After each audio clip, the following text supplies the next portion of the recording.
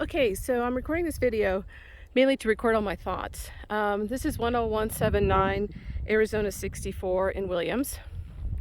The property is 14 acres plus, backs up to state land. It's about 300 feet deep from the road, about 1,600 feet along the road front. So here are the issues. Issue number one is there's no easement off AC 64. So we either need to petition the county for them to put in an easement, or we need to go off of Red Rock, the Red Lake Mountain entryway. That's issue number one. Issue number two is that right now, the way that the county rules work, because this is residential property, the county rules would only allow one main living structure and one or two ADUs, which are additional dwelling units of 600 square feet or less on 15 acres. And our goal would be to build a main home and probably half a dozen to a dozen additional cabins.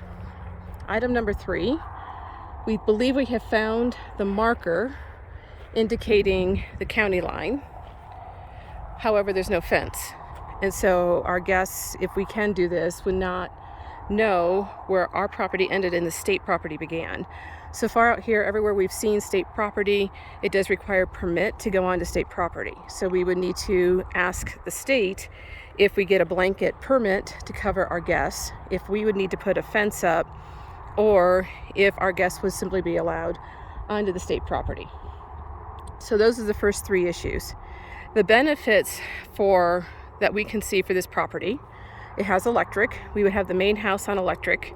The cabins would be on solar.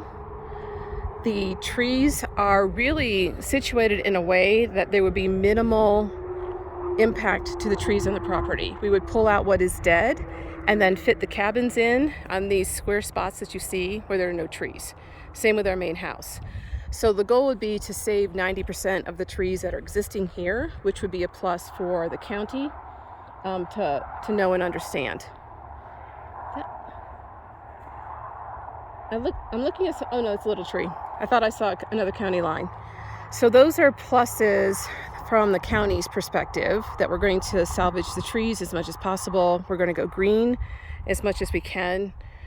The other challenge is Red Lake Mountain District subdivision is directly behind us.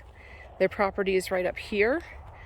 At the moment, that property is not owned by anyone, it's debunked. However, they have been more recently selling a couple of the lots. None of the lots behind us have been sold. The subdivision is up for sale. There is an HOA in the subdivision. This land is not part of the subdivision, so there's no HOA and no CC&R on this property. Therefore, all of this to say, if the county is willing to rezone this property as commercial residential and willing to help us with an easement, then this is a viable property for us. If those two things can't happen, then this is not a viable property for us.